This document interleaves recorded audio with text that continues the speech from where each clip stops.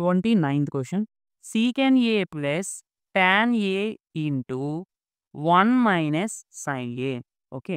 So, ఇప్పుడు ఈ సీకెన్‌ని, టాన్‌ని మనం ఇన్ టర్మ్స్ ఆఫ్ సైన్, కాసులుగా మార్చుకోండి. ఎప్పుడైనా సరే ట్రిగ్నోమెట్రీ నుండి ఈ విధంగా సింప్లిఫికేషన్‌కి రిలేటెడ్ ప్రాబ్లమ్స్ వచ్చినప్పుడు మీరు చేయాల్సింది ఏంటి అంటే, ఈ వాల్యూస్‌ని సైన్, కాసుగా మార్చుకుంటే మనకు కొంచెం త్వరగా సింప్లిఫై అవ్వడానికి ఛాన్స్ ఉంటుంది. ఓకే. సో, సీకెన్ ఏ అంటే ఏమవుతుందండి? 1/కాస్ A plus sine A, tan A అంటే sine A by cos A into 1 minus sine A. So, ఇక్కడ మీరు అబ్జర్వ్ చేస్తే డినామినేటర్స్ ఈక్వల్ కాబట్టి న్యూమరేటర్స్‌ని డైరెక్ట్‌గా యాడ్ చేసుకోవచ్చు కదా! అంటే 1 plus sine A by cos ఏ. మరి ఇంటూ 1 మైనస్ సైన్ ఏ ఉంది కదా! సో, 1 ప్లస్ సైన్ ఏ ఇంటూ 1 మైనస్ సైన్ ఏ అంటే ఏ plus B into A minus B.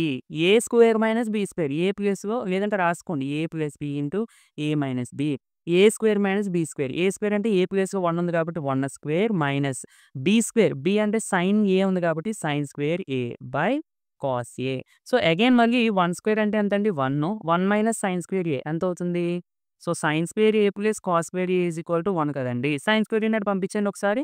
So, cos square a equal to 1 minus sine square a. అంటే 1 minus sine square ఏ ప్లేస్‌లో నేను cos square ఏ రాసుకోవచ్చు. That equal to దీని ప్లేస్‌లో cos square ఏ రాస్తున్నాను. డినామినేటర్‌లో cos A అదే విధంగా ఉంటుంది. కాస్ స్క్వేర్ ఏ అంటే cos A into cos A అని అర్థం.